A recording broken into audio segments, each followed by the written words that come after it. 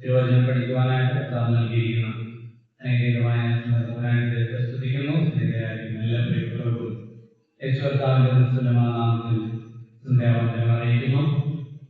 നമ്മൾ ചിന്തിച്ചുകൊണ്ടിരിക്കുകയാണല്ലോ നീതിയുടെ സംരക്ഷണം എന്ന 4ാമത്തെ പ്രധാന ശീർഷകത്തിലാണ് നമ്മൾ ആയിരിക്കുന്നത്. 6, 7, 8 അധ്യായങ്ങൾ ഉൾപ്പെടുന്നതാണത്. അതില് വിശുദ്ധീകരണത്തെ സംബന്ധിച്ച പാഠങ്ങൾ 6, 7 അധ്യായങ്ങൾ നമ്മൾ ചിന്തിച്ചു കഴിഞ്ഞു. 1, പാപത്തിൽ നിന്നുള്ള സ്വാതന്ത്ര്യം. 2, ന്യായപ്രമാണത്തിൽ നിന്നുള്ള സ്വാതന്ത്ര്യം.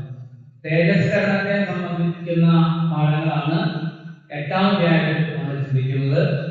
അത് ജഡത്തിൽ നിന്നുള്ള സ്വാതന്ത്ര്യം എന്നുള്ളതാണ് 8ാം അധ്യായത്തിലെ പാഠം. തേജസ്കരണത്തെ കുറിച്ചാണ് പറയുന്നതെങ്കിൽ അതിന്റെ ആദ്യത്തെ ചില ഭാഗങ്ങൾ നമുക്ക് തേജസ്കരണത്തിലേക്ക് ലഭിച്ച ഒരു ട്രാൻസ്ഫോർമേഷൻ, ഒരു മാറ്റം എങ്ങനെയാണ് ലഭിച്ചത് എന്നുള്ളതിനെ സംബന്ധിച്ചാണ്. അപ്പോൾ അവിടെയും ആ ജഡത്തിൽ നിന്നുള്ള സ്വാതന്ത്ര്യത്തെ കുറിച്ച് പറയുമ്പോൾ മറ്റു ചില സ്വാതന്ത്ര്യങ്ങൾ അവിടെ ഊന്നി പറയുന്നുണ്ട്. 1 മുതൽ 3 വാക്യങ്ങളിൽ ഏതിൽ നിന്നാണ് സ്വാതന്ത്ര്യം? ന്യായവിസ്താരത്തിൽ നിന്നുള്ള, പാപത്തിന്റെ ശിക്ഷയിൽ നിന്നുള്ള, ദണ്ഡന വിധിയിൽ നിന്ന് നമുക്ക് സ്വാതന്ത്ര്യം ലഭിച്ചു. 4 മുതൽ 17 വരെയുള്ള വാക്യങ്ങളിൽ പരാജയത്തിൽ നിന്നുള്ള സ്വാതന്ത്ര്യം. അത് പറയാൻ കാരണം 7ാം അധ്യായത്തിൽ പറഞ്ഞു, അയ്യോ ഞാൻ അരിഷ്ട മനുഷ്യൻ, മരണത്തിന് അധീനമായ ശരീരത്തിൽ നിന്ന് എന്നെ വിടുവിക്കും. നന്മ ചെയ്യാൻ ആഗ്രഹിക്കുന്നുണ്ട്, പക്ഷെ ചെയ്യാനായിട്ട് കഴിയുന്നില്ല. അങ്ങനെ ഒരു പരാജിതനായ എന്നെ ആർ സഹായിക്കും, എന്നെ ആർ വിടുവിക്കും? അപ്പോൾ ആ പരാജയത്തിൽ നിന്നുള്ള സ്വാതന്ത്ര്യത്തെ കുറിച്ചാണ് 4 മുതൽ 17 വരെയുള്ള വാക്യങ്ങൾ പറഞ്ഞിരിക്കുന്നത്. എന്ന് പറഞ്ഞാൽ സ്വയത്തിൽ ആശ്രയിക്കാതെ, അതാണ് 4ാം വാക്യം, ജഡത്തെയല്ല ആത്മാവിനെ അത്രേ അനുസരിച്ച് നടക്കുന്ന നമ്മെ ന്യായപ്രമാണത്തിന്റെ നീതി നിവർത്തിയാകേണ്ടത് തന്നെ. അപ്പോൾ ജഡത്തെയല്ല. ആ പോർഷനില് ഈ 17 വരെയുള്ള വാക്യങ്ങളിൽ ആ പോർഷനിൽ പറയുന്ന ഒരു കാര്യം, ജഡസ്വഭാവമുള്ളവരായിരുന്നു നമ്മൾ. ഇപ്പോൾ ആരാണ്? ആത്മസ്വഭാവമാണ്. ജഡസ്വഭാവമുള്ളവർക്ക് ദൈവത്തെ പ്രസാദിപ്പാൻ കഴിയില്ല. അപ്പോൾ അതിന്റെ അർത്ഥം പറയുന്നത്, രക്ഷിക്കപ്പെട്ടതിന് ശേഷം ജഡീകരോ ആത്മീയരല്ല. നമ്മൾ നേരത്തെ ഉണ്ടായിരുന്ന കേവലം ജഡത്തിൽ മാത്രം ആശ്രയിക്കുന്ന, ജഡത്താൽ നിയന്ത്രിക്കപ്പെട്ട ഒരവസ്ഥയിൽ നിന്ന് കർത്താവ് എന്ത് ചെയ്തു? രൂപാന്തരപ്പെടുത്തി ദൈവാത്മാവുള്ളവരായിത്തീർന്നു. ദൈവത്തിന്റെ ആത്മാവ് നിങ്ങൾ വസിക്കുന്നുവെങ്കിൽ നിങ്ങൾ ജഡസ്വഭാവമുള്ളവരല്ല, ആത്മസ്വഭാവമുള്ളവരത്രേ.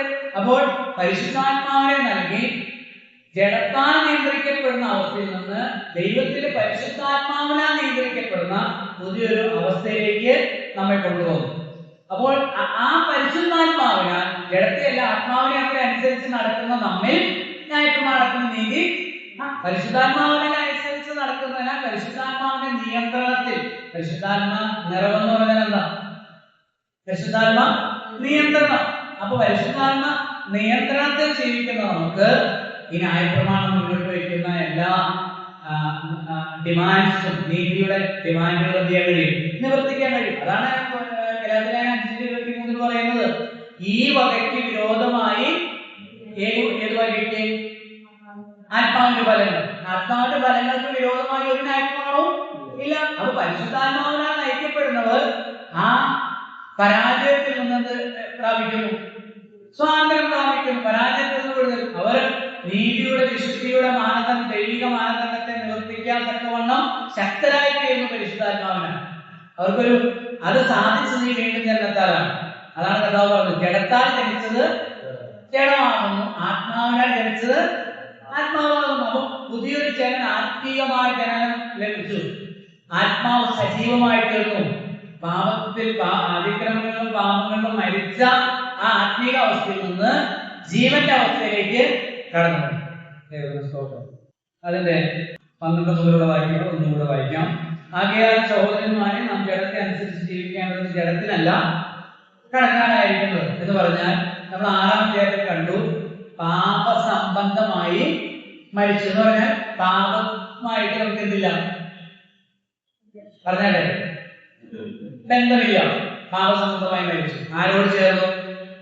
ക്രിസ്തുവിനോട് ചേർന്നു. അപ്പൊ നാം ജഡത്തിൽ ഇവിടെ ജഡസംബന്ധമായി നമ്മൾ മരിച്ചു എന്നാണ്. അതുപോലെ ജഡത്തിനല്ല കടക്കാരായിരിക്കുന്നത്. ഇപ്പൊ ആരോടാ? ആത്മാവിനോട്. ക്രിസ്തുവുമായി ബന്ധപ്പെട്ടതിനാൽ ക്രിസ്തു നൽകി പരിശുദ്ധാത്മാവിനെ കടപ്പെട്ടിരിക്കുന്നത്. അതാണ്. ഓക്കെ, 13 നിങ്ങൾ ജഡത്തെ അനുസരിച്ച് ജീവിക്കുന്നുവെങ്കിൽ മരിക്കും നിശ്ചയം, ആത്മാവിനെ ശരീരത്തിന്റെ പ്രവൃത്തികളെ മരിപ്പിക്കുന്നുവെങ്കിലോ നിങ്ങൾ ജീവിക്കും. അപ്പോൾ രക്ഷിക്കപ്പെട്ട ദൈവങ്ങൾക്കുള്ള ഇത് ഒരു നിർദ്ദേശമായിട്ടല്ല, ഒരു കൽപ്പനയല്ല. അപ്പൊ അങ്ങനെ നമ്മൾ മരിപ്പിക്കുന്നതിനാലാണോ നിത്യജീവൻ ലഭിക്കുന്നത്, അതിനെ കുറിച്ചാണ് പറഞ്ഞിരിക്കുന്നത്. അല്ല, പിന്നെന്താ?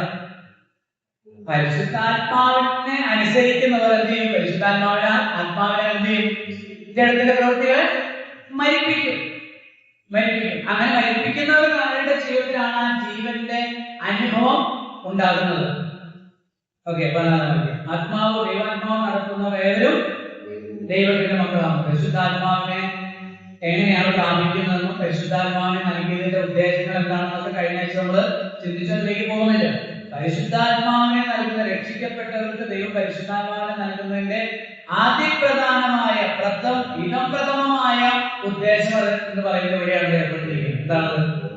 നമ്മെ നടത്തുവാൻ, വഴി നടത്തുവാൻ, നമ്മെ ദൈവത്തിന്റെ വചനപ്രകാരം ആ ദൈവവചനം ഓർമ്മിപ്പിച്ച് ബുദ്ധി പറഞ്ഞതെന്ന് ഉപദേശിച്ച് പഠിപ്പിച്ച് നമ്മെ വഴി നടത്താൻ വേണ്ടിയിട്ടാണ് പരിശുദ്ധാത്മാവിനെ നൽകിയിരിക്കുന്നത്.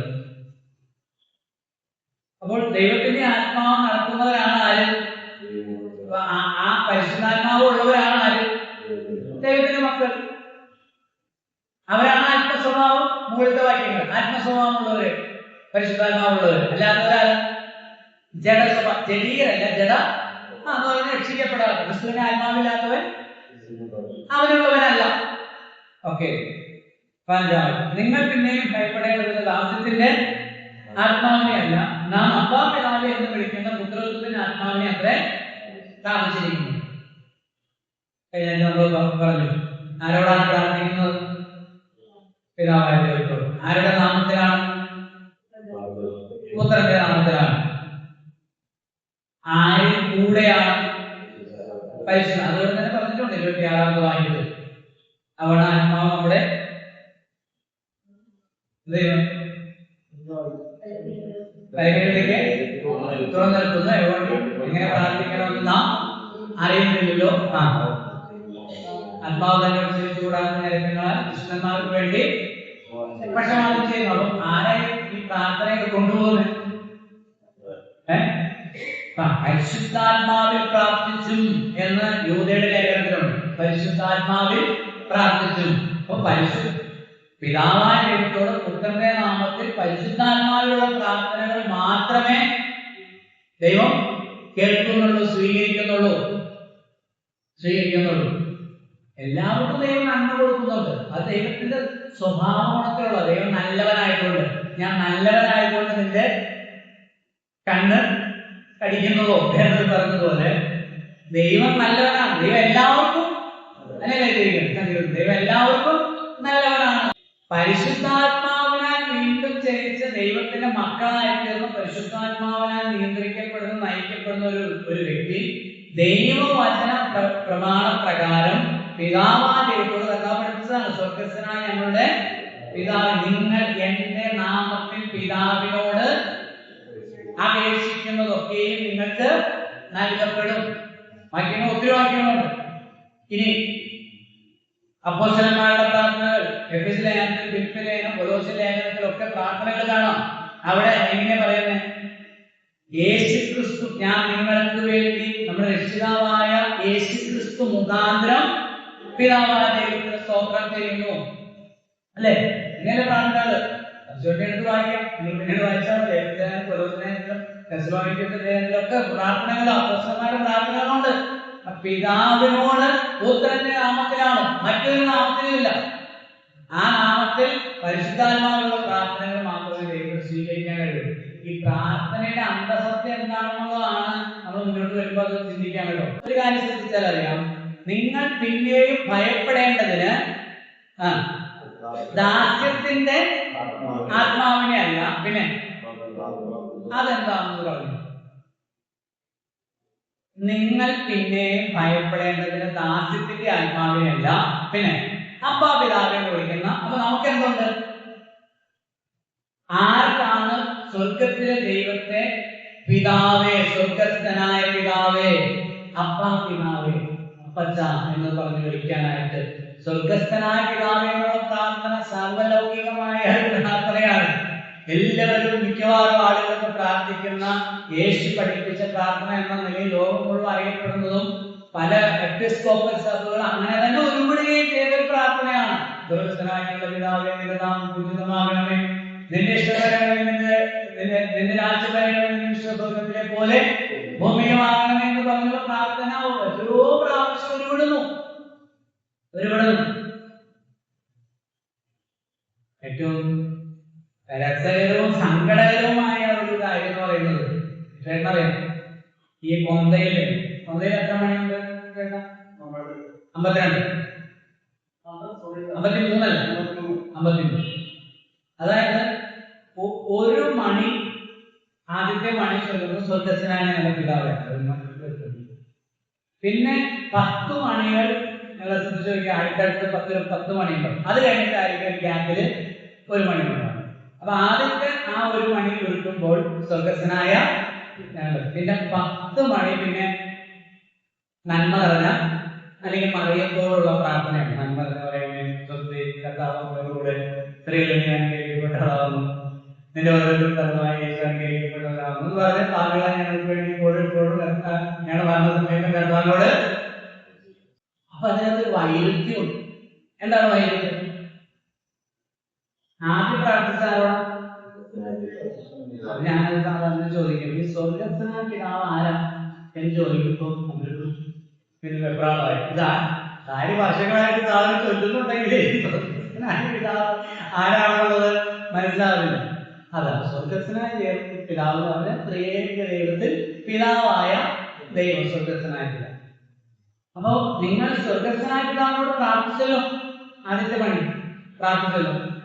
എന്നിട്ട് നിങ്ങൾ ഈ 10 പ്രാവശ്യം പ്രാർത്ഥിച്ചാലോ? ഇതിലൊന്നും പെടാത്ത ഒരാളോട് പറയുകയാണ്, ആ സ്വർഗസ്ഥനായ പിതാവിന്റെ പുത്രനോട് പറയണം ഞങ്ങൾക്ക് വേണ്ടി ഒന്ന് അപേക്ഷിക്കാം. അപ്പൊ ആദ്യം പ്രാർത്ഥിച്ച പ്രാർത്ഥന പോലെ നേരിട്ട് സ്വർഗസ്ഥനായ പിതാവിലേക്ക് ചെല്ലുവാനുള്ള വഴിയും മാർഗവും മധ്യസ്ഥനും മഹാപുരോഹിതനും ആണ് ആര്? യേശു, കർത്താവായ യേശു ക്രിസ്തു പുത്രൻ. ആ പുത്രന്റെ നാമത്തിൽ ചോദിക്കുമ്പോൾ എന്ത് ചെയ്യാം? തരാം. മറ്റൊന്ന്, ഈ പുത്രനെ പ്രാപിക്കുന്നത് ആരാലാണ്? പരിശുദ്ധാത്മാവിനാലാണ്. പരിശുദ്ധാത്മാവിനെ പ്രാപിച്ചവരാണ് ആര്? മക്കൾ. അതാണ് ദാസ്യത്തിന്റെ ആത്മാവിനല്ല, അപ്പാ പിതാവേ എന്ന് വിളിക്കുന്ന പുത്രത്വത്തിന്റെ ആത്മാവ്. അപ്പൊ പരിശുദ്ധാത്മാവിനെ പ്രാപിച്ചവർക്കാണ് എന്ത് കിട്ടിയിരിക്കുന്നത്? പുത്രത്വം. പിതാവേ ആർക്കും വിളിക്കാം, വിളിക്കുന്നതിന് കുഴപ്പമൊന്നുമില്ല. ഇപ്പൊ നമ്മള് മക്കള്, എനിക്ക് 2 മക്കളുണ്ട്. വേറെ പിള്ളേർക്ക് ചിലപ്പം പപ്പാനോ എന്നോ അങ്ങനെ അപ്പച്ചാന്നോ പ്രായമായവർക്ക് അപ്പച്ചാന്ന് വിളിക്കും. അപ്പച്ചനായിട്ടാണോ? അല്ല, വിളിക്കുന്നതിന് കുഴപ്പമില്ല. വിളിക്കുക, അത് ആ ബന്ധം ഉണ്ടാകണമെങ്കിൽ കർത്താവിൽ ദൈവത്തിൽ നിന്ന് എന്ത് ചെയ്യണം? ജനിക്കണം. ആ ജനിക്കുന്ന എന്തിനാലാണ്? ആത്മാവിനാലാണ്. ആ പരിശുദ്ധാത്മാവിനെ പ്രാപിച്ചവർക്കാണ് പിതാവേ എന്ന് വിളിക്കാനുള്ള അവകാശം. അല്ലാത്തവർ എങ്ങനെയാണ് വിളിക്കുന്നത്? അല്ലാത്തവരുടെ ഉള്ളിൽ എന്തുണ്ടാവും? അതാണ് അവിടെ പറഞ്ഞിരിക്കുന്നത്. ആദ്യത്തെ പോർഷൻ, അതിന്റെ താരതമ്യം. ആദ്യത്തെ ഭാഗം, നിങ്ങൾ പിന്നെയും ഭയപ്പെടേണ്ടതിന്. അതെന്താ?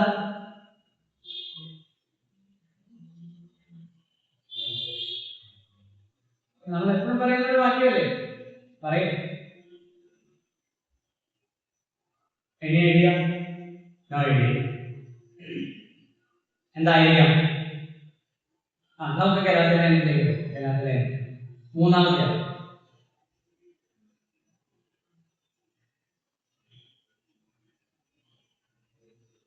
3-ാം അധ്യായത്തിന്റെ 24.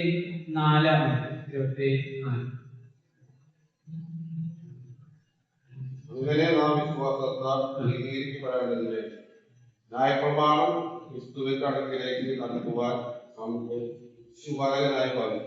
അപ്പോ ന്യായപ്രമാണം ആരാണ്? ശിശുപാലകൻ. ന്യായപ്രമാണത്തിൽ കീഴിലുള്ളവരെ ആരാണെങ്കിൽ, ന്യായപ്രമാണം ശിശുപാലകനാണെങ്കിൽ ന്യായപ്രമാണം നടത്തുന്നവരാണ് ശിശുക്കളാണ്, അല്ലെ? ശിശുവിനെ പാലിക്കുന്നവനാണ് ശിശുപാലകൻ. ന്യായപ്രമാണം ശിശുപാലകനാണെങ്കിൽ ന്യായപ്രമാണത്തിന് കീഴിലിരിക്കുന്നവരാണ് ശിശുക്കളാണ്. ഇനി 4-ാം അധ്യായത്തിന് 1-ാം വാക്യം വായിക്കാം.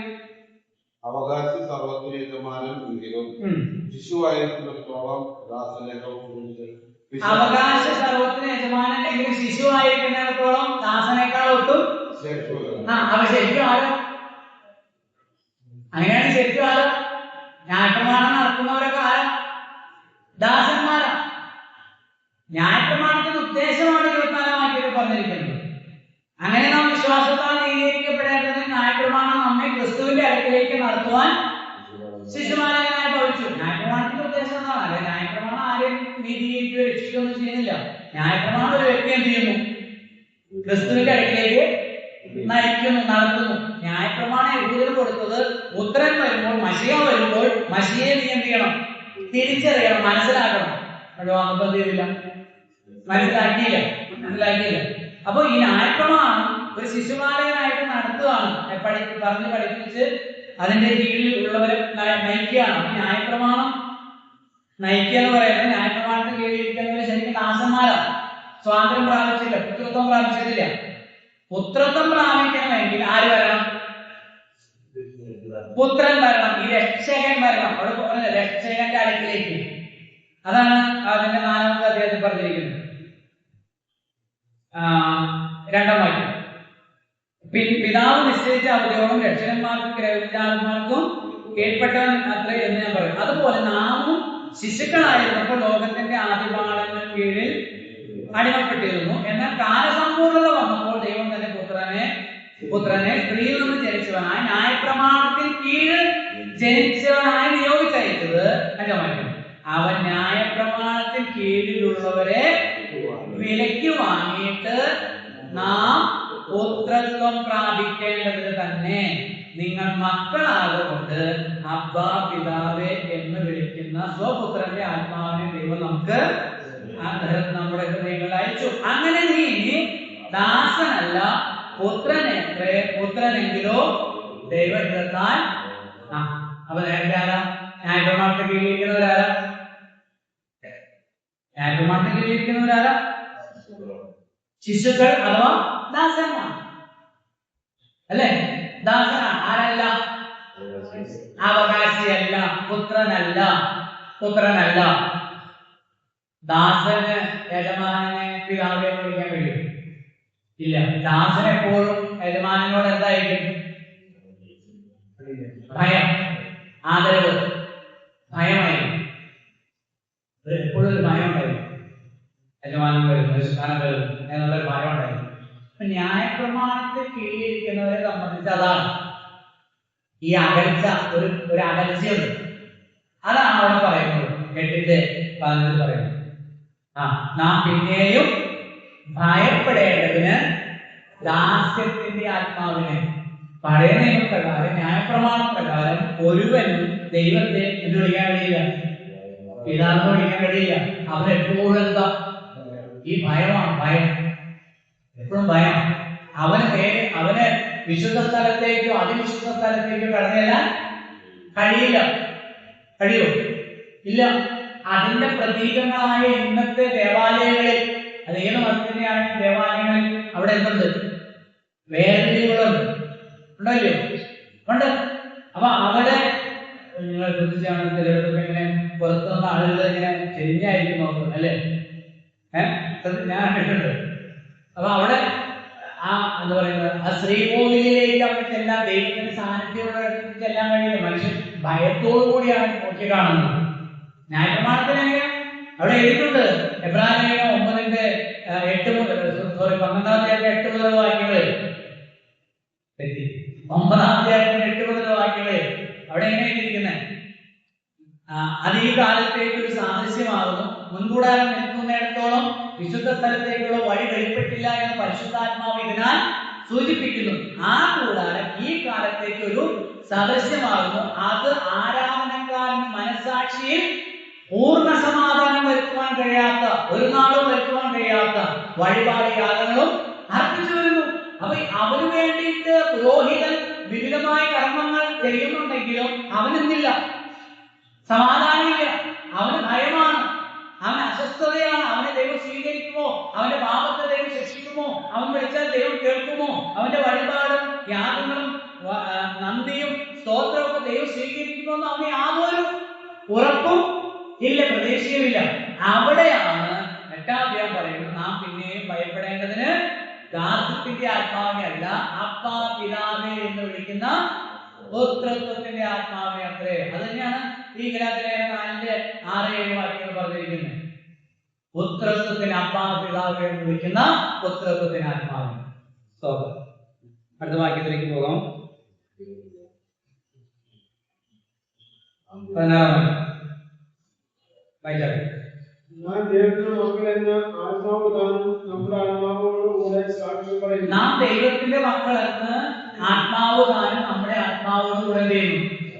സാക്ഷ്യം പറയുന്നു. അപ്പൊ പരിശുദ്ധാത്മാവ് നമ്മളെ ചിന്തിച്ചതാണ്. പരിശുദ്ധാത്മാവ് നമ്മുടെ ഉള്ളിൽ വസിച്ചുകൊണ്ട് നമ്മളെ നിയന്ത്രിക്കുകയും നയിക്കുകയും ചെയ്യുകയാണ്. പരിശുദ്ധാത്മാവ് നമുക്ക് ബോധ്യം തരികയാണ് നമ്മൾ ആരാണ് എന്നുള്ളത്. 1-2 വാക്യങ്ങൾ നമുക്ക് അതിനു വേണ്ടി ചേർന്ന് വായിക്കാം. 1 യോഹന്നാൻ 3-ാം അധ്യായത്തിന്റെ 24-ാം വാക്യം. 1 യോഹന്നാൻ 3-ാം അധ്യായം 24. അവന്റെ കർത്തവ്യത്തെ പ്രമാണിക്കുന്നവൻ അവനിലും അവൻ ഇവനിലും വർദ്ധിക്കുന്നു, അവൻ നമ്മിൽ വർദ്ധിക്കുന്നു എന്ന് അവൻ നമുക്ക് തന്ന ആത്മാവിനാൽ നാം അറിയുന്നു. അവൻ നമ്മിൽ വസിക്കുന്നു എന്ന് അവൻ നമുക്ക് നൽകിയ ആത്മാവിനാൽ നാം അറിയുന്നു. ഒരു വ്യക്തി ദൈവത്തിന്റെ പൈതലാണെന്ന് ഏറ്റവും ആദ്യം അല്ലെങ്കിൽ ആത്യന്തികമായി അറിയുന്ന ആരാ? ആ വ്യക്തി തന്നെയാണ്. അത് ആ വ്യക്തിക്ക് എങ്ങനെ ബോധ്യമായി? പരിശുദ്ധാത്മാവ് ആ വ്യക്തിക്ക് എന്ത് ചെയ്യുന്നു? ബോധ്യമാക്കി കൊടുക്കുക. കാരണം പരിശുദ്ധാത്മാവിനാലാണ് ആ വ്യക്തിയുടെ ഉള്ളിൽ എന്ത് നടന്നത്? പരിവർത്തനം നടന്നത്, വീണ്ടും ചലനം നടന്നത്. അതുകൊണ്ട് ആ പരിശുദ്ധാത്മാവ് ആ വ്യക്തിയെ ബോധ്യപ്പെടുത്തുകയാണ്. അതിന്റെ 4-ാം അധ്യായം 13-ാം വാക്യം 4:13.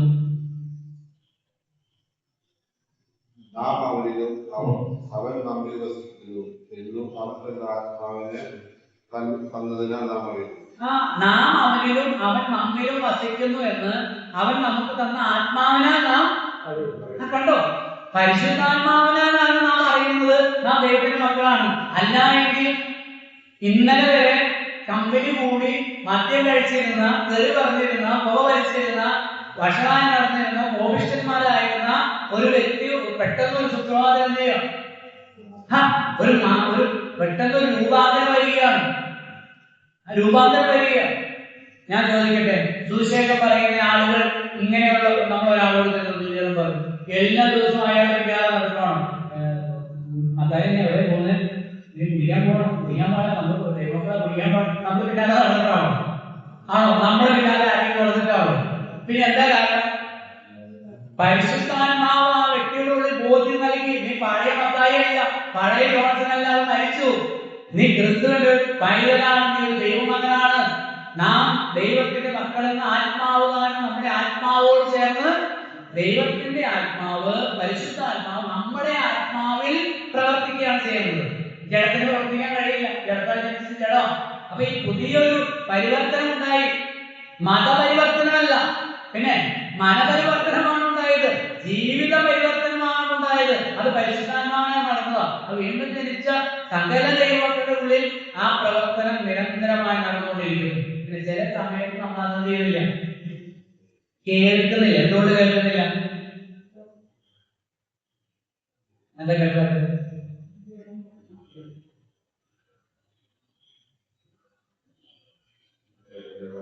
കേട്ടാ, നിങ്ങൾ ആത്മാവിനാൽ ജഡത്തിന്റെ പ്രവൃത്തികളെ മരിപ്പിക്കുന്നതെങ്കിൽ, അപ്പൊ പരിശുദ്ധാത്മാവിനെ വന്നിരിക്കുന്നത് ഇത് മരിപ്പിക്കാനാണ്. ഇത് പശുവുള്ള പരിപാടിയാണ് നീ പോകുന്നത്. മോനെ നീ പോകുന്ന വഴി ശരിയല്ല, നമുക്ക് ഇച്ചിരി ശരിയായ വഴിയിലേക്ക് തിരിയണം എന്ന് പറയുമ്പോൾ നമുക്ക് ആ വഴിക്ക് പോയാലേ ശരിയാകും. അപ്പൊ ആ ജഡം ഇങ്ങനെ ഉയർന്നു നിൽക്കുമ്പോൾ അതിനെ അമർച്ച ചെയ്യാൻ ഒക്കെ പരിശുദ്ധാത്മാവിന്റെ ഇഷ്ടത്തിന്, ദൈവ ഇഷ്ടത്തിന് ഞാൻ വിധേയപ്പെടാന്ന് പറഞ്ഞുകൊണ്ട് അതിനെ മരിപ്പിക്കാൻ തയ്യാറാകുമ്പോൾ പരിശുദ്ധാത്മാവ് നമ്മിൽ നമ്മളെ അല്ലെങ്കിൽ സംഭവിക്കുന്ന കാര്യം ഇതിലെ 4:30 വായിക്കുന്നുണ്ട്. എന്താ ഇതിലെ 4:30? ഇനി മറച്ചു നോക്കണം. ദൈവത്തിന്റെ പരിശുദ്ധാത്മാവിനെ ദുഃഖിപ്പിക്കരുത്, അവനാണല്ലോ നിങ്ങൾക്ക് വീണ്ടെടുത്ത നാളിനായി മുദ്രയിട്ടിരിക്കുന്നത്. പരിശുദ്ധാത്മ മുദ്ര ഉണ്ടല്ലോ, അത് എവിടെ വരെയാ? ഇടയ്ക്ക് പൊട്ടിച്ച് കാര്യങ്ങൾ പരിപാടി ഇല്ലെന്ന് കേട്ടോ, ഇല്ല. ഓക്കെ, രക്ഷയുടെ മണ്ഡലത്തിനെ കുറിച്ചൊക്കെ വിദ്യാഭ്യാസത്തിൽ കൂടുതൽ കാര്യങ്ങളുണ്ട്, അങ്ങനെ നമുക്കത് പറയാം. പരിശുദ്ധാത്മാവിനെ എന്ത് ചെയ്യാൻ കഴിയും? നമുക്ക് ദുഃഖിപ്പിക്കാൻ കഴിയും. പരിശുദ്ധാത്മാവിനെ തന്നിരിക്കുന്ന നമ്മെ നടത്താനാണ്. പക്ഷെ നമ്മൾ ആ സ്വരം കേൾക്കാതെ ലോകത്തിന്റെ ഇഷ്ടത്തിനും ജഡത്തിന്റെ ഇഷ്ടത്തിനും ഒക്കെ വിധേയപ്പെട്ട് ജീവിക്കുമ്പോൾ പരിശുദ്ധാത്മാവ് എന്ത് ചെയ്യും? കെട്ടുപോകും. ആത്മാവിനെ കെടുത്തരുത് എന്ന് വായിക്കുന്നുണ്ട്. 1 Thessalonians 5 ആത്മാവിനെ കെടുത്തരുത് എന്ന് പറഞ്ഞാൽ പരിശുദ്ധാത്മാവ് മരിച്ചു പോകുന്നല്ല, പിന്നെ പരിശുദ്ധാത്മാവിന്റെ പ്രവർത്തനം അണഞ്ഞു പോകും, ഇല്ലാതെ. ദൈവം ഒരു കാലത്തും, ശ്രദ്ധിക്കണേ, ദൈവം ഒരു കാലത്തും ആരെയും എന്ത് ചെയ്യുന്നില്ല, നിർബന്ധിക്കുന്നില്ല. രക്ഷിക്കപ്പെട്ട ദൈവമൊക്കെ രക്ഷിക്കപ്പെടാത്തവരെ നിർബന്ധിച്ചാണ് രക്ഷിക്കപ്പെടുന്നത്. ദൈവം പേടിപ്പിക്കുന്നുണ്ടോ? അതിന് നരകത്തിൽ പോകുന്നത് രക്ഷിക്കപ്പെട്ടോ? പേടിപ്പിച്ചൊന്നല്ല, ആരെയും പ്രലോഭിപ്പിച്ചോ പേടിപ്പിച്ചോ ദൈവം ഒരു കാര്യം ചെയ്യുന്നില്ല. അതുകൊണ്ട് നമ്മൾ ചെയ്യുന്നില്ല. നമ്മളെ കുറിച്ചുള്ള ആക്ഷേപമാണല്ലോ, നമ്മളും ചെയ്യുന്നില്ല. അത് ആരെ പ്രലോഭിപ്പിക്കും? എന്തെങ്കിലും ഇല്ല, നമുക്ക് കിട്ടിയോ? സാധാരണ നമ്മളെ കുറിച്ചുള്ള ഏതെങ്കിലും ദേശത്ത് രക്ഷിക്കപ്പെട്ട് വരുമ്പോ എന്താ അവിടെ കൊച്ചാളുകളൊക്കെ രക്ഷിക്കപ്പെട്ടു വന്നപ്പോ അവരെ കുറിച്ച് ബേബിക്ക് 2 ലക്ഷം കിട്ടിയില്ലേ? അവരെ നമുക്ക് അത് കേൾക്കുമ്പോ ഒരു വിഷമം.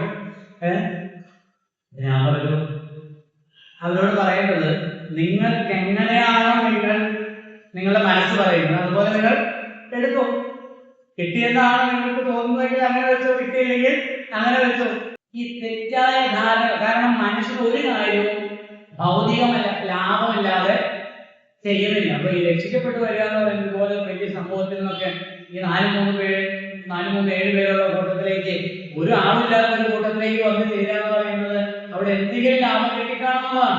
ദൈവം അത് ചെയ്യുന്നില്ല. ദൈവം ആരെയും പ്രലോഭിപ്പിക്കുന്നില്ല. നിന്റെ വയറുവേദന മാറ്റാമോ, നിനക്ക് സമൃദ്ധി തരാമെന്നോ, നിനക്ക് കടഭാരം മാറ്റാമോ കർത്താവ് പറഞ്ഞോ? കർത്താവ് വാക്ക് പറഞ്ഞിട്ടില്ല, ഒരാളോട് പറഞ്ഞിട്ടില്ല. എന്ത്? എന്നിൽ വിശ്വസിച്ചാൽ ഇന്നത് പോലെയൊക്കെ ചെയ്തു തരാം. ഒരു കാര്യത്തിൽ മാത്രം കർത്താവ് വാക്ക് പറഞ്ഞില്ല, എന്നിൽ വിശ്വസിക്കുന്നവൻ ഒരു നാളും നശിച്ചു പോകുകയും മരിക്കുകയും ജീവിച്ചിരുന്ന എന്നിൽ മരിക്കുകയും വിശ്വസിക്കുന്നവൻ എന്നേക്കും ജീവിക്കും. ഞാൻ പുനരുദ്ധാനവും ജീവിതവും. രക്ഷയുടെ കാര്യത്തിൽ കർത്താവ് 100% ഉറപ്പ് നൽകുക. പരിശുദ്ധാത്മാവ് നമ്മെ നയിക്കുകയാണ് ചെയ്യുന്നത്. അത് മനസ്സിലാക്കാൻ അവർക്ക് കഴിയുന്നില്ല, കാരണം വീട്ടിൽ ജനിച്ചിട്ടില്ല. അവര് വിശ്വസിച്ചത് തന്നെ ഇതിന് വേണ്ടിയിട്ടാണ്, തെറ്റിദ്ധരിക്കുന്നതാണ്. ഞാൻ പറഞ്ഞു വന്ന ആ പോയിന്റ് പൂർത്തീകരിച്ചത്. അതായത് ദൈവം ആരെയും നിർബന്ധിക്കുന്നില്ല. ഏതെങ്കിലും തോട്ടത്തിൽ പോലും ദൈവം എന്തിനില്ല, നിർബന്ധിച്ചില്ല. ഈ കാലത്തും നിർബന്ധിക്കുന്നില്ല. രക്ഷിക്കപ്പെട്ടവരെ നിർബന്ധിക്കുന്നില്ല. പരിശുദ്ധാത്മാവ് ഉള്ളിൽ നമുക്ക് സാക്ഷ്യം പറയുകയാണ്. നീ ദൈവമകനാണ്, നീ ഒരു ദൈവദാസനാണ്, നിനക്കത് പറയാൻ പാടില്ല, നീ അങ്ങനെ ചെയ്യരുത്. അവരെന്നെ പറഞ്ഞോട്ടെ, പക്ഷെ നീ അത് പറയരുത്, നീ അങ്ങനെ ചെയ്യരുത്. നീ ഇപ്പൊ പോകുന്ന വഴി അല്ലെങ്കിൽ നമുക്ക് ശരിയായ വഴിയാ പോകുന്നെങ്കിൽ നീ അല്പം ബുദ്ധിമുട്ടിട്ടാണെങ്കിലും കഷ്ടവും നഷ്ടവും നിന്നെയൊക്കെ അനുഭവിച്ചാണെങ്കിലും മകനെ നീ പോകുന്ന വഴി ശ്രേഷ്ഠമാണ് എന്ന് പറഞ്ഞ് നമ്മെ ശക്തീകരിക്കുകയും ധൈര്യപ്പെടുത്തുകയും ആവശ്യമായ സമയത്ത് നമ്മെ ബുദ്ധി ഉപദേശിച്ച് പശ്ചാത്താപത്തിലേക്ക് അനുതാപത്തിലേക്ക് നയിക്കുകയാണ് ആരും ചെയ്യുന്നത്? പരിശുദ്ധാത്മാവ് ചെയ്യുന്നു. പരിശുദ്ധാത്മാവ് നമുക്ക് സാക്ഷ്യം പറഞ്ഞു. 17 മക്കളിൽ അവകാശികളാകുന്നു. ദൈവത്തിന്റെ അവകാശികൾ ക്രിസ്തുവിൽ കൂട്ടവകാശം. നാം അവരോട് കൂടെ തേച്ചിരിക്കുന്ന വേണ്ടത് അവരോട് കൂടെ കണ്ടത് അനുഭവിക്കാതെ. നാം മക്കളെങ്കിലും ആരാകുന്നു? എല്ലാത്തിനും കാര്യം പറഞ്ഞിട്ടുണ്ട് കേട്ടോ. അവിടെ 3-ാം അധ്യായത്തിൽ നമ്മൾ നേരത്തെ വായിച്ച 3-ാം അധ്യായത്തിൽ പറയുന്നുണ്ട് ഈ ദാസൻ ആരായി മാറി? പുത്രനായി മാറി, മകനായി മാറി, പുത്രത്വം കിട്ടി, അവകാശത്തിൽ പങ്കാളിത്തം. ഈ കുഞ്ഞായി ജനിക്കുമ്പോൾ ശരിക്കും അവകാശിയാണ്, പക്ഷെ അതിനെന്തില്ല, പങ്കാളിത്തമില്ല, അവകാശം ഉപയോഗിക്കുവാനായിട്ടുള്ള അധികാരം ഇല്ല. അധികാരം നമ്മുടെ ഇന്ത്യൻ നിയമം അനുസരിച്ച് അധികാരം എപ്പോഴാണ് കിട്ടുന്നത്? 18 വയസ്സ് കഴിഞ്ഞു. അതിനാണ് ഈ പുത്രത്വം എന്ന് പറയുന്നത്. ഇപ്പൊ ന്യായപ്രമാണത്തിന് കീഴിലിരിക്കുന്നവരെ ഈ പുത്രത്തിലേക്ക് നടത്തുന്നത്. പക്ഷെ അവനെന്ത് ചെയ്യണം? അതിന്റെ ഇടയിൽ രക്ഷകനെ അതിലേക്ക് നടത്തും. ആ രക്ഷകനെ എന്ത് ചെയ്യണം? സ്വീകരിക്കും. രക്ഷകനെ സ്വീകരിക്കുമ്പോ രക്ഷകൻ എന്താ ചെയ്തത്? ന്യായപ്രമാണത്തിന് കീഴിലുള്ളവരെ വിലയ്ക്ക് വാങ്ങി പുത്രത്വം കൊടുക്കുക, അവകാശം, ദൈവത്തിനുള്ള അവകാശം. ഇവിടെ പറഞ്ഞ ഒരു കാര്യം ഒന്ന് പറഞ്ഞോട്ടെ. നാം മക്കളെങ്കിലും അവകാശികളുമാകുന്നു. ക്രിസ്തുവിനോട് ദൈവത്തിന്റെ അവകാശികളും, ശ്രദ്ധിച്ചു നോക്കണം കേട്ടോ, ദൈവത്തിന്റെ അവകാശികളും ക്രിസ്തുവിന് അതെന്താ?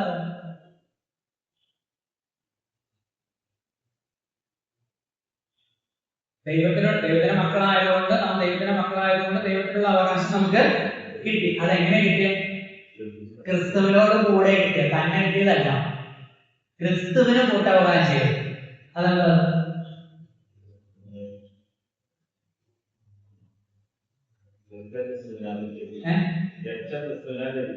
ലഭിക്കുന്നു. അല്ല, ക്രിസ്തുവിനും അതിലവർക്ക് എന്ത് കിട്ടി? അവകാശം. ക്രിസ്തുവിനോട് കൂടെയാണ് കൂട്ടവകാശം. രക്ഷ ക്രിസ്തുവിനാണ്, അവകാശം പുത്രത്വം ക്രിസ്തുവിനാണ് കിട്ടുന്നത്. ഈ ക്രിസ്തുവിനോട് കൂടെ എന്നുള്ളതിന് നമ്മൾ കാണുന്നുണ്ട് പല വേദഭാഗങ്ങളിലും. ഇവിടെ തന്നെ നോക്കിയാൽ 29-ാമത്തെ വാക്യത്തിൽ 29-ാം മുന്നറിഞ്ഞവരെ തന്റെ പുത്രൻ അനേകം സഹോദരന്മാരിൽ ആദ്യജാതനാകേണ്ടതിന് മുന്നറിഞ്ഞവരെ തന്റെ പുത്രൻ അനേകം സഹോദരന്മാരിൽ ആദിജാതനാകേണ്ടതിന് അവരുടെ സ്വരൂപത്തോട് അനുഭവപ്പെടുവാൻ മുൻനിയമിച്ചിരിക്കും. അപ്പൊ അവിടെ ഒരു വാക്ക് പറഞ്ഞിട്ടുണ്ട് കർത്താവിനെ കുറിച്ച്, തന്റെ പുത്രൻ അനേകം സഹോദരന്മാരിൽ ക്രിസ്തു ആരോ അല്ല, അനേകം സഹോദരന്മാരിൽ ആദിജാതൻ. അപ്പൊ സഹോദരന്മാരെ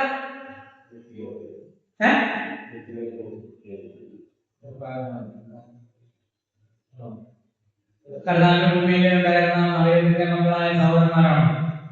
അല്ലല്ലോ. അവരെ അല്ലല്ലോ മുൻനിർത്തിയിരിക്കുന്നത്. അവരടക്കമുള്ള രക്ഷിക്കപ്പെട്ട എല്ലാവരെയും കുറിച്ചാണ് പറഞ്ഞിരിക്കുന്നത്. അനേകം സഹോദരന്മാരിൽ ആദ്യജാതനാകേണ്ടത്. അപ്പോ അത് നമ്മൾ വായിക്കുന്നുണ്ട്. അവൻ അവരെ സഹോദരന്മാരെന്ന് വിളിക്കുവാൻ ലജ്ജിക്കുന്നില്ല. എബ്രായലേഖനം 2-ാം അധ്യായം നമുക്കൊന്ന് വായിക്കാം. ആ പ്രശ്നം വായിച്ചത് 2-ാം അധ്യായത്തില് 2-ാം അധ്യായത്തിൽ 10 മുതലുള്ള വാക്യങ്ങളൊന്ന് വായിക്കാം. സകലത്തിനും ലാഭവും കാരണമുതലുമായ അനേക പുത്രന്മാർ പ്രയത്നം നടക്കുമ്പോൾ അവരുടെ രക്ഷാനായകൻ കർത്താനുഭവങ്ങൾ തികഞ്ഞമായിരുന്നു. വിശുദ്ധീകരിക്കുന്നവരും വിശുദ്ധീകരിക്കപ്പെടുന്നവർക്കും എല്ലാം ഒരുവനല്ലോ പിതാവ്. ഒരുവനല്ലോ പിതാവ്. ഒന്നോട് നോക്കി. വിശുദ്ധീകരിക്കുന്നവനും വിശുദ്ധീകരിക്കപ്പെടുന്നവർക്കും എല്ലാവർക്കും ഒരുവനല്ലോ പിതാവ്. ആരെ കുറിച്ചാണ് പറയുന്നത്? പിതാവായ ദൈവത്തെ കുറിച്ച്. അപ്പൊ ഇത് വിശുദ്ധീകരിക്കപ്പെടുന്നതാരാ? നമ്മൾ അല്ലേ? ഓക്കെ. വിശുദ്ധീകരിക്കുന്ന ആരാ? പുത്രൻ. ഓക്കെ. അത് എന്നെ താഴേക്ക് അത് ഹേതുവായി അവരെ സഹോദരന്മാർ എന്ന് വിളിക്കുവാൻ ലജ്ജിക്കാതെ. ആരെ സഹോദരന്മാരെന്ന് വിളിക്കാൻ ലജ്ജിക്കുന്നില്ല? ഈ വിശുദ്ധീകരിക്കുന്ന പുത്രൻ, വിശുദ്ധീകരിക്കപ്പെടുന്ന മനുഷ്യരെ എന്ത് വിളിക്കാൻ ലഭിക്കുന്നില്ല? കാരണം ഈ രണ്ടു കൂട്ടർക്കും ഒരാളാണ് ആര്? പിതാവ്. നിങ്ങൾ ഓർക്കുന്നുണ്ടോ? യോഹന്നാന്റെ സുവിശേഷം 20:17 കർത്താവ് പറയുന്നുണ്ട്, അതുകൂടെ ഒന്ന് വായിക്കാം. ഇത് മറക്കണ്ട, മോനായിട്ട് അത് മറക്കണ്ട. അത് മക്കളാരും വായിച്ച് യോഹന്നാൻ 20:17. Jesus said to her, "Do not cling to me, for I have not yet ascended to my Father, but go to my brethren and say to them, I am ascended." നിങ്ങൾ ചെന്ന് എന്റെ സഹോദരന്മാരോട് പറവീൻ, അല്ലേ? മലയാളത്തിൽ വായിച്ചു. യേശു അവളോട് എന്നെ തുടരുത്, തുടരുത്, ഞാൻ ഇതുവരെ പിതാവിന്റെ അടുക്കൽ കയറി പോയില്ല. എങ്കിലും നീ എന്റെ സഹോദരന്മാരുടെ അടുക്കൽ ചെന്ന് എന്റെ പിതാവും നിങ്ങളുടെ പിതാവും എന്റെ ദൈവവും നിങ്ങളുടെ ദൈവവുമായവന്റെ അടുക്കൽ ഞാൻ കയറി പോകുന്നു എന്ന് അവരോട് പറഞ്ഞു. അതാണ് പോയിട്ട് കണ്ടോ. എന്റെ സഹോദരന്മാരുടെ അടുക്കൽ എന്ന് പറഞ്ഞാൽ സ്വന്തം സഹോദരന്മാരല്ല. കഥ പറഞ്ഞു, ഇതാ നിന്റെ അമ്മയും സഹോദരന്മാരും പുറമേ നിൽക്കുന്നു എന്ന് പറഞ്ഞപ്പോൾ ആരാകുന്നു എന്റെ അമ്മയും സഹോദരിയും എന്റെ വചനങ്ങളെ കേട്ട് പ്രമാണിക്കുന്നവർ, എന്നെ അനുഗമിക്കുന്നവരാണെന്ന് എന്താ പറഞ്ഞത് എന്ന് പറഞ്ഞാൽ കർത്താവിന്റെ മക്കളെയാണ് ആരായിട്ട്, അല്ലെങ്കിൽ യേശുക്രിസ്തുവിന്റെ പിൻഗമിക്കുന്നവരാണ് ആര്? കർത്താവിന്റെ സഹോദരന്മാർ. അപ്പൊ ആ സഹോദരന്മാരുടെ അതൊന്നും വ്യക്തമാക്കട്ടെ. എങ്ങനെ സഹോദരന്മാരാണ്? പിതാവായ വീട്ടില് അല്ല, നമ്മൾ തമ്മിലുള്ള സഹോദരത്വം അല്ല പറയുന്നത്. നമ്മളും കർത്താവും തമ്മില് ആരായി? അതാണ് നമ്മൾ എബ്രായത്തിൽ വായിച്ചത്. അതുകൊണ്ട് അവൻ അവരെ സഹോദരന്മാരെന്ന് വിളിക്കാൻ നമ്മളെ എന്ത് വിളിക്കും? കർത്താവ് സഹോദരന്മാർ. അതെങ്ങനെയാണ്? കർത്താവ് ദൈവമല്ലേ. ഈ യോഹന്നാൻ 20:17 കർത്താവ് പറഞ്ഞു, എന്റെ പിതാവും നിങ്ങളുടെ പിതാവും എന്റെ ദൈവവും നിങ്ങളുടെ ദൈവവുമായവന്റെ അടുക്കൽ കടന്നു പോകുന്നു ഞാൻ.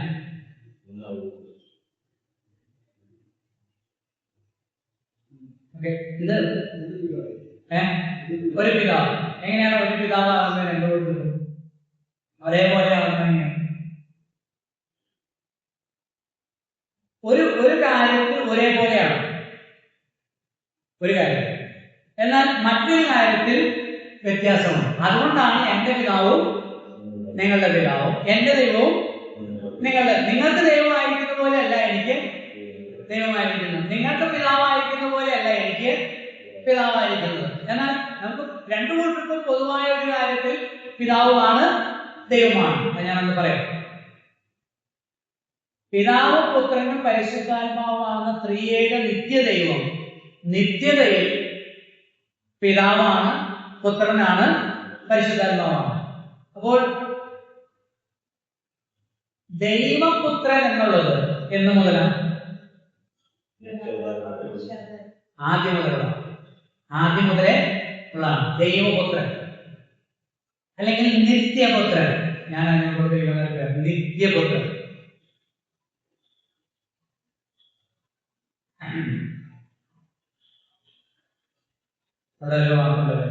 നിത്യാത്മാവിനാൽ നിത്യപുത്രൻ.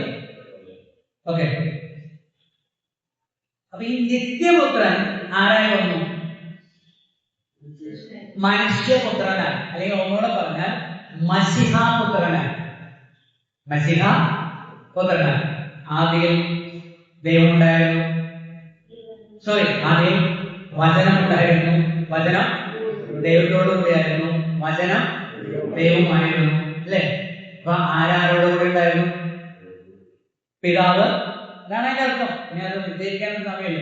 പിതാവ്, പുത്രനായ വചനം, നിത്യപുത്രനായ വചനം, നിത്യമായ വചനം ആരോട് കൂടെ ഉണ്ടായിരുന്നു? പിതാവിനോട് കൂടെ ഉണ്ടായിരുന്നു. പുത്രനാരാണ്? വചനം ഉണ്ടായിരുന്നു, വചനം ദൈവത്തോടു കൂടിയായിരുന്നു, വചനം ദൈവമായിരുന്നു. പക്ഷെ ഈ വചനം എന്തായി തീർന്നു? ജഡമായി തീർന്നു, ശരീരം എടുത്തു വന്നു. ശരീരം എടുത്തു വന്നു. നീ വിശുദ്ധീകരിക്കപ്പെടുന്നവർക്ക് വേണ്ടി, നമ്മെ വിശുദ്ധീകരിക്കാനായിട്ട് വിശുദ്ധീകരിക്കുന്നവൻ നമ്മെ പോലെ ശരീരം എടുത്തു വന്നപ്പോൾ അവന്റെ മനുഷ്യത്വത്തിൽ നമുക്ക് തുല്യരായിത്തീർന്നു, സമനായിത്തീർന്നു. അതാണ് നമ്മൾ എന്നും മിക്കവാറും ആരാധനയ്ക്ക് പറയുന്നത്. വേണ്ടിട്ട് പോകാല് മക്കൾ ജഡരക്തങ്ങളോട് കൂടിയവരായതുകൊണ്ട് അവനും അവരെ പോലെ ജഡരക്തങ്ങളോട് കൂടിയവനായി വന്ന് ബാക്കി പറയേണ്ട ആവശ്യമില്ല. അപ്പൊ ജഡരക്തങ്ങളോട് കൂടി വന്നപ്പോ അത് ആര് കൊടുത്തതാ? പിതാവ് കൊടുത്തതാണ്.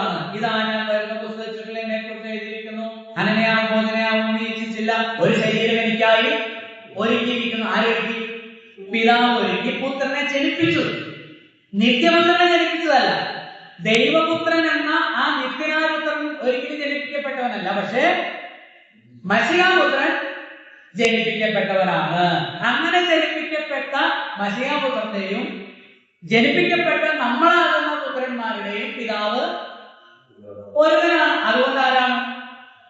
സഹോദരന്മാരാണ്. അപ്പോൾ നമുക്ക് അവകാശം ക്രിസ്തുവിൽ കൂട്ടായി ലഭിക്കുന്നതാണ്. നിങ്ങൾ മക്കളെങ്കിൽ അവകാശികളും ദൈവത്തിന്റെ അവകാശികളും ക്രിസ്തുവിനോട് കൂടെ കൂട്ടവകാശം. എന്നെയും നിങ്ങളെയും രക്ഷിക്കാനായി മനുഷ്യനായി തീർന്ന യേശു ക്രിസ്തു സകല അവകാശവും അധികാരവും നഷ്ടപ്പെടുത്തിയില്ല വന്നത്. എന്നാൽ അതുകൊണ്ടാണ് ഫിലിപ്പിനകത്ത് വായിക്കുന്നത്, ഒടുവിൽ വായിക്കുമ്പോൾ അവൻ ദൈവലോകത്തിലിരിക്കെ ദൈവത്തോടുള്ള സമത്വം മുറുകെ പിടിച്ചുകൊള്ളാനും ധരിക്കാതെ ദാസരൂപപ്പെടുത്തു. ഒടുവിൽ വായിക്കുമ്പോ മരണത്തോളം ക്രൂശിലെ മരണത്തോളം അനുസരണം. അതുകൊണ്ട് ദൈവവും അവനെ ഏറ്റവും ഉയർത്തി സകല നാമത്തിലും. ഏറ്റവും ഉയർത്തി എന്ന് പറഞ്ഞെങ്കിൽ ദൈവം ഉയർത്തിയപ്പോ ഉയർന്നാണോ? അല്ല. അതാ 5-ാം വാക്യത്തിൽ പറഞ്ഞിട്ടുണ്ട്. എന്ത്? അവൻ ദൈവരൂപത്തിൽ ഇരുന്നവനാണ്, നിത്യനായ പുത്രനാണ്, നമ്മളോട് സമനായവനല്ല. പക്ഷെ അവൻ നമ്മെ പോലെ ആയി തീർന്നതാണ്. അതുകൊണ്ട് ദൈവം അവൻ ഉയർത്തി സകല അവകാശവും അധികാരം ആര് കൊടുത്തു? പുത്രന് കൊടുത്തു. ആ പുത്രനിൽ നമുക്ക് എന്ത് കിട്ടി? പുത്രനിൽ കൂടെ നമുക്ക് കൂട്ടവകാശം കിട്ടി. ആ പുത്രനിൽ കൂടെ മാത്രമേ എന്ത് കിട്ടുന്നുള്ളൂ? കൂട്ടവകാശം കിട്ടും. മുന്നോട്ട് പോകും. 12 മണി നമുക്കളെങ്കിൽ അവകാശികളുമാകുന്നു. ദൈവത്തിന്റെ അവകാശികളും ക്രിസ്തുവിനെ കൂട്ടവാദികളും തന്നെ. നാം അവനോടുകൂടെ തേജസ്കരിക്കപ്പെടുന്നതിന് അവനോട് കൂടെ കഷ്ടം അനുഭവിക്കാറുണ്ട്. അവനോട് കൂടെ തേജസ്കരിക്കപ്പെടേണ്ടതിന്, തേജസ്കരണം എന്നുള്ള വാക്ക് ഈ ലേഖനത്തിൽ ആദ്യമായിട്ട് വരും കേട്ടോ. പക്ഷെ തേജസ്കരണവുമായി ബന്ധപ്പെട്ട കാര്യങ്ങളാണ് മുമ്പിൽ പറഞ്ഞത്. 1, 2, 3 വാക്യത്തിലൊക്കെ നമുക്ക് എന്തില്ല? ശിക്ഷാവിധി ഇല്ല എന്ന് പറഞ്ഞാൽ എന്തുകൊണ്ട്? തേജസ്കരണം ഉണ്ടെന്നാണ് അർത്ഥം. ഓക്കെ. തേജസ്കരിക്കപ്പെടേണ്ടതിന് അവനോടുകൂടെ തേജസ്കരിക്കപ്പെടേണ്ടതിന് ആരോടുകൂടെ? ആരിലാണ് അവകാശം? ആരോട് കൂടെയാണ് അവകാശം? ക്രിസ്തുവിനോട് കൂടെയാണ് അവകാശം, കൂട്ടവകാശം. ക്രിസ്തുവിനോട് കൂടെ കൂട്ടവകാശികളാണ്. അപ്പൊ ക്രിസ്തുവിനോട് കൂടെ നമ്മൾ എന്ത് ചെയ്യും? തേജസ്കരിക്കപ്പെടും. അവനോടുകൂടെ തേജസ്കരിക്കപ്പെടേണ്ടതിന് പറഞ്ഞാല് അവനോടുകൂടെ. അപ്പൊ തേജസ്കരണം എങ്ങനെ കിട്ടുന്നത്?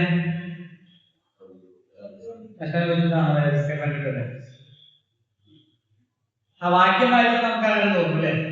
അവനോടുകൂടെ തേജസ്കരിക്കപ്പെടേണ്ടതിന് അവനോടുകൂടെ കഷ്ടം അനുഭവിക്കുന്നവർക്കൊക്കെ എന്തുണ്ട്? തേജസ്കരണമുണ്ട്. അതാ പിന്നെ അത് കഷ്ടം അനുഭവിക്കും. അത് ലോകത്തിലെ പല മതങ്ങളും അവരെ ചിന്തിക്കുന്നുണ്ട് അല്ലേ? എന്താ പറയുക? ശരീരത്യാഗം, ശരീരത്തിന്റെ ജഗത്തിന്റെ ഇഷ്ടങ്ങളെയും താല്പര്യങ്ങളൊക്കെ എന്ത് ചെയ്യുക? അടിച്ചമർത്തുക, അതിനെ ത്യജിക്കുക, ചെരുപ്പിടാതെ നടക്കുക, മെത്തയിലോ അല്ലെങ്കിൽ പായയിലോ ഒന്നും കിടക്കാതെ പരിപരിത സ്ഥലങ്ങളിലൊക്കെ എന്ത് ചെയ്യുക? ശരീരത്തെ ദണ്ഡിപ്പിക്കുക. ഓക്കെ. അപ്പൊ അങ്ങനെ കഷ്ടം അനുഭവിച്ചിട്ടാണോ നമുക്ക് തേജസ്കരണം കിട്ടുന്നത്? അങ്ങനെയാണെങ്കിൽ പിന്നെ എന്തിന്റെ ആവശ്യമില്ല? കർത്താവ് കഴിക്കേണ്ട ആവശ്യം ഇല്ല. അപ്പൊ ഇവിടെ എന്താ അങ്ങനെ പറഞ്ഞത്? അവനോടുകൂടെ പല വാക്യങ്ങളെയും വാക്കുകളെയും ആളുകൾ അതിനെ കൂട്ടുന്നത് നമുക്ക് കാണാൻ കഴിയും. ഇവിടുത്തെ അവിടെ അത് തുടക്കത്തിൽ പറഞ്ഞിട്ടുണ്ട്. അവനോട് കൂടെയാണ് നമ്മൾ ആരാകുന്നത്?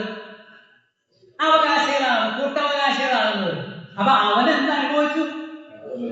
കഷ്ടം അനുഭവിച്ചു. അപ്പൊ ഒരാൾ രക്ഷിക്കപ്പെടുന്നത് എങ്ങനെയാണ്? അപ്പൊ നമ്മളതിന്റെ ബേസിൽ പോകണം, ഫൗണ്ടേഷനിൽ പോയ കാര്യം ക്ലിയർ ആവും. ഒരാൾ രക്ഷിക്കപ്പെടുന്നത് പ്രിൻസോരെ എങ്ങനെ രക്ഷിക്കപ്പെട്ടപ്പോ പറഞ്ഞു, യേശു എന്റെ കർത്താവാണ്. അതാണ് അതിന്റെ പോയിന്റ്. ഏറ്റവും അടിസ്ഥാനപരമായ കാര്യം അവിടെ കേൾക്കുന്നത്. എല്ലാത്തിനും ഉത്തരം അവിടെയാണ്. യേശു എന്റെ കർത്താവാണ്. യേശു എന്റെ കർത്താവാന്ന് പറഞ്ഞപ്പോൾ ആ വ്യക്തി എന്ത് ചെയ്തു? മരിച്ചു. ആ വ്യക്തി യേശു എന്റെ കർത്താവ് പറഞ്ഞാൽ എനിക്ക് എന്തില്ല? ഇഷ്ടങ്ങൾ, താല്പര്യങ്ങൾ, ഉദ്ദേശങ്ങൾ, ലക്ഷ്യങ്ങൾ ഒന്നും ഇല്ല. യേശുവാണ് എന്റെ ഉടമസ്ഥൻ, യേശുവാണ് എന്റെ ലോർഡ്, യേശുവാണ് എന്റെ യജമാനൻ, എന്റെ കർത്തൃത്വം നടത്തുന്ന, എന്നെ നയിക്കുന്ന, എന്നെ നിയന്ത്രിക്കുന്ന ഒരേ ഒരാൾ യേശു ക്രിസ്തു മാത്രമാണെന്ന് പറഞ്ഞപ്പോൾ യേശുവിനോട് എന്ത് ചെയ്തു? ഏകീഭവിച്ചു. അതാണ് 6-ാം അധ്യായം. പാപസംബന്ധമായി മരിച്ചു ക്രിസ്തുവിനോട് എന്ത് ചെയ്തു? ഏകീഭവിച്ചു. സ്നാനത്തിൽ നമ്മളത് പ്രദർശിപ്പിച്ചു. അങ്ങനെ ഏകീഭവിച്ചപ്പോൾ ആ വ്യക്തി ക്രിസ്തുവിന്റെ കഷ്ടങ്ങളിലും മരണത്തിലും അടക്കത്തിലും പുനരുദ്ധാനത്തിലും എന്ത് ചെയ്തു? പങ്കാളിയായി തീർന്നു. അവന്റെ മരണത്തോട് പങ്കാളികളായെങ്കിൽ അവന്റെ പുനരുദ്ധാനത്തിലും പങ്കാളികളായി തീരും. അവൻ പുനരുദ്ധാനത്തിൽ പങ്കാളികളായി തീരുന്ന ആരാണ്? ഈ യേശുവിനോട് ഏകീഭവിച്ചവരാണ്. അവരെന്ത് ചെയ്യും? കഷ്ടം അനുഭവിക്കും. യേശുവിന്റെ നാമത്തിൽ ആളുകൾ ഉപദ്രവിച്ചാൽ, യേശുവിന്റെ നാമത്തിൽ നിന്ദിച്ചാൽ, അപവാദങ്ങൾ പറഞ്ഞാൽ, വീട്ടിൽ നിന്ന് ഇറക്കി വിട്ടാൽ, അവരുടെ വസ്തുവകൾ നശിപ്പിച്ചാൽ, യേശുക്രിസ്തുവിന്റെ വഴിയിൽ ജീവിക്കാനായിട്ട് ഏതെല്ലാം കഷ്ടങ്ങളും നഷ്ടങ്ങളും ബുദ്ധിമുട്ടുകളും ഉണ്ടായാൽ അവരെന്ത് ചെയ്യും? അയ്യോ, ഇത് നമുക്ക് പറ്റുന്ന പരിപാടിയില്ല എന്ന് പറഞ്ഞ് പോവോ? ഇല്ല. അവരെന്ത് ചെയ്യും? വീണ്ടും ജനിച്ച ദൈവങ്ങൾ ആ കഷ്ടങ്ങൾ സന്തോഷത്തോടെ സഹിക്കും. പരിപാടി ആയല്ലോ എന്ന് വിചാരിച്ചിട്ടല്ല. പിന്നെ നിങ്ങളെല്ലാം ഛത്തീസ്ഗഡിലേക്കും യുപിയിലേക്കും ഒക്കെ പോയി നോക്കിക്കേ, സന്തോഷത്തോടു കൂടിയാണ് അവർ വൈകുന്നേരം ഇരുന്ന് കൈയടിച്ച് പാട്ടുപാടി ദൈവത്തെ സ്തുതിക്കുന്നത്. നമ്മുടെ ആൾക്കാർക്ക് മീറ്റിങ്ങിന് വരാൻ പറ്റാത്ത 1.5 മണിക്കൂർ ഈ സഭയിൽ ബൈബിൾ ക്ലാസ് ജയിക്കുന്നത് നമുക്ക് തലവേദനയായല്ലോ എന്നാണ് ആളുകൾ ചിന്തിക്കുന്നത്. ഇതൊക്കെ പഠിക്കണം, കാര്യങ്ങൾ മനസ്സിലാകണമെങ്കിൽ. അപ്പൊ തേജസ്കരിക്കപ്പെടാനായിട്ട് പോകുന്നവർക്ക് എന്തുണ്ട്? കഷ്ടമുണ്ട്. കാരണം നാം ക്രിസ്തുവിന്റെ കഷ്ടങ്ങളിൽ അല്ലേ പങ്കാളികളാകും തോറും സന്തോഷിപ്പേ. ക്രിസ്തുവിനോട് കൂടെ കൂട്ടവകാശികളാണെങ്കിൽ നമ്മൾ ആരില്ല? ക്രിസ്തുവിൽ എന്തെല്ലാം കഷ്ടങ്ങളുണ്ടോ അതിലെല്ലാം നമ്മൾ എന്തായിരിക്കും? അതിന് ഒരു ബുദ്ധിമുട്ടില്ല. അത് പല വിധത്തിലുണ്ട്. ഒന്ന്, ക്രിസ്തുവിന്റെ നാമനിമിത്തം, അതാ പറഞ്ഞു അല്ലേ, എന്റെ നാമനിമിത്തം നിങ്ങളെ ഉപദ്രവിക്കും. അപ്പോൾ നിങ്ങൾ എന്ത് ചെയ്യണം?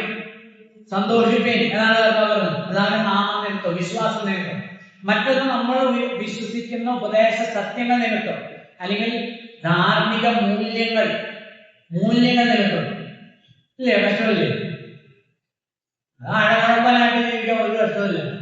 പക്ഷെ യേശുവിന്റെ കർത്താവായതുകൊണ്ട് എനിക്ക് ആകാവുന്നതും ആകാത്തതുമായ കാര്യങ്ങളുണ്ട്. അപ്പോ അതിനു വേണ്ടിയിട്ട് ഞാൻ നിൽക്കുമ്പോൾ എന്തുണ്ടാവും? കഷ്ടനഷ്ടങ്ങൾ. ചെറിയ പറഞ്ഞ ചെറിയ ലാഭങ്ങൾ ഉണ്ടാവും. അപ്പോ നമ്മള് യേശുവിൽ ജീവിക്കുന്നവർക്ക് ഈ കഷ്ടം, ഞാൻ സാധാരണ പറയുന്ന പോലെ സ്വമേധയായി വരുന്ന കഷ്ടമല്ല, പിന്നെ ഏറ്റെടുക്കുന്ന, യേശുവിന്റെ കർത്താവാന്ന് പറഞ്ഞ് യേശുവിനോട് ചേർന്നപ്പോ ഏറ്റെടുക്കും ആള് എന്ത്? ഈ കഷ്ടങ്ങൾ. പലവിധമായ കഷ്ടങ്ങൾ വരും, പല രീതിയിൽ. ഈ ക്രിസ്തുവിന്റെ നാമനിമിത്തവും തിരുവചനവും നിമിത്തവും അതെല്ലാം അനുഭവിക്കുവാനും സന്തോഷത്തോടെ ഉൾക്കൊള്ളുവാനും ആ വ്യക്തി തയ്യാറാകുകയാണ്. അതാണ് അവിടെ എത്തിയിരിക്കുന്നത്. അവനോടുകൂടെ തേജസ്കരിക്കപ്പെടേണ്ടതിന് അവനോടുകൂടെ കഷ്ടം അനുഭവിച്ചാൽ അത്രേ. അപ്പൊ കർത്താവിനോടുകൂടെ ഒന്നായി തീരുമ്പോൾ ദൈവജനായി തീരുന്നു, പരിശുദ്ധാത്മാവിനെ ലഭിക്കുന്നു, ആത്മസ്വഭാവമുള്ളവരായി തീരുന്നു, സ്വർഗീയ അവകാശങ്ങളിൽ പങ്കാളികളായി തീരുന്നു. പക്ഷെ ഭൂമിയിൽ എന്തുണ്ടാകും? പ്രയാസങ്ങള് ഉണ്ടാകും. അതാണ് അടുത്ത വാക്യത്തിൽ പറഞ്ഞിരിക്കുന്നത്. നമ്മിൽ വെളിപ്പെടുവാനുള്ള തേജസ് വിചാരിച്ചാൽ ഈ കാലത്തിലെ കഷ്ടങ്ങൾ. അവിടെയാണ് എന്റെ പോയിന്റ്. കണ്ടോ? ഇതാണ് ആ വാക്യത്തിന്റെ അർത്ഥം. എന്ത്? യേശുക്രിസ്തുവിന്റെ മക്കളായ ക്രിസ്ത്യാനിയായി ജീവിക്കാനായി എന്ത് കഷ്ടങ്ങളായാലും എനിക്ക് കാര്യമില്ല, ഒരു പ്രശ്നമില്ല. കാരണം ഈ തേജസ്കരണം ഓർക്കുമ്പോൾ അത് ഏറ്റവും വലുതായിട്ടാണ് ഞാൻ കണക്കാക്കും. കഷ്ടത്തിൽ കൂടെയല്ല തേജസ്കരണം. തേജസ്കരിക്കപ്പെടാനിരിക്കുന്നവർക്ക് നീതീകരണവും വിശുദ്ധീകരണവും തേജസ്കരണവും ഉള്ളവർക്ക് എന്തുണ്ട്? കഷ്ടമുണ്ട്. അതാണ് കഷ്ടങ്ങൾ. കഷ്ടത സഹിഷ്ണുതയും, സഹിഷ്ണുത സിദ്ധതയും, സിദ്ധത പ്രത്യാശ ഉളവാക്കുന്നു എന്ന് അറിഞ്ഞുകൊണ്ട് നാം കഷ്ടങ്ങളിലും പ്രശംസിക്കുന്നു. കാരണം ഇത് എന്റെ ഭാഗം, എന്റെ കർത്താവിനുള്ളതാണ്, ഞാൻ ആ കർത്താവിനുള്ള ഒന്നായി, എനിക്ക് അതിൽ യാതൊരു ബുദ്ധിമുട്ടും.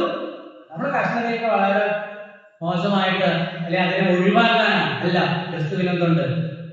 കഷ്ടതയുണ്ട്. അതനുഭവിച്ച് ആ വരുവാനുള്ള തേജസ്സിനോട് അതിനെ താരതമ്യം ചെയ്ത് ഈ കാലത്തിലെ കഷ്ടങ്ങൾ സാരമില്ല എന്ന് എഴുതിക്കൊണ്ട് കർത്താവിന് മഹത്വത്തിനായി വിശുദ്ധിയോടെ വിശ്വസ്തയോടെ ജീവിക്കുവാൻ കർത്താവിനെ എല്ലാവരും അനുഗ്രഹിക്കട്ടെ. കർത്താവിന്റെ നാമത്തിൽ